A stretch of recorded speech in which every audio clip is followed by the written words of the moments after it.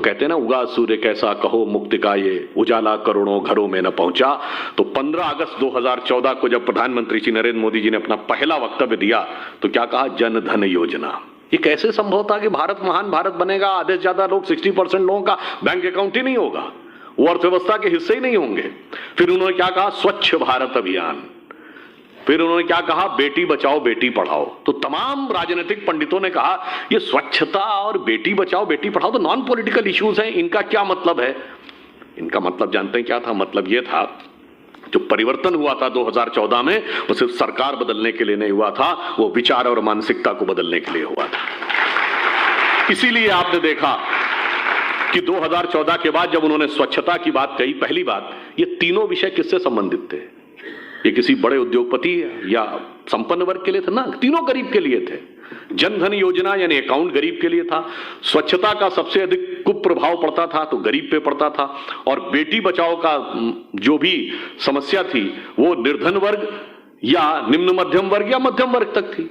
तो आप देखिए परिवर्तन इतना आया कि 2014 से पहले जितनी आसानी से किसी के हाथ में कोई रैपर हो, कोई गुटखे का टुकड़ा हो, कुछ हो, बड़ी आसानी से लोग सड़क पे फेंक दिया करते थे। अब 8 साल में हमने देखा कि हमारे विचार में, सोच में बदलाव आया। अब कोई ऐसे नहीं फेंकता, हम देखते हैं कि कहां पर जाके कूड़ादान है वहां डालते हैं। बेटी बचाओ बेटी पढ़ाओ कहा गया तो कितना बड़ा परिवर्तन आया कि जो लिंग अनुपात था नवजात शिशुओं का उसमें 29 पॉइंट की बढ़ोतरी हुई, और वह राज्य जो हरियाणा राजस्थान जैसे राज्य जहां सबसे खराब स्थिति थी वहां स्थिति अब बहुत बेहतर हो गई। एक सोच में परिवर्तन आया। 46 करोड़ लोग फाइनेंशियल इंक्लूजन से जुड़े, जो विश्व का सबसे बड़ा फाइनेंशियल इंक्लूजन था। अगली जरूरत क्या होती है गरीब की? बीमारी। घबराता है कि अगर कभी बीमारी आ गई तो हजारों रुपए का खर्चा कहां से आएगा, तो आयुष्मान भारत योजना आई। अगली जरूरत क्या होती है? शिक्षा, तो इसलिए सर्व शिक्षा अभियान आया। फिर सोच में बदलाव आया। पहले की सरकारें सोचती थी इस वर्ग को देना है, उस वर्ग को देना है। हमने कहा जी सबको देना है। इसलिए हर गांव में बिजली, हर घर में नल का प्रक्रम चल रहा है, हर गांव में सड़क पहुंचाने का काम किया।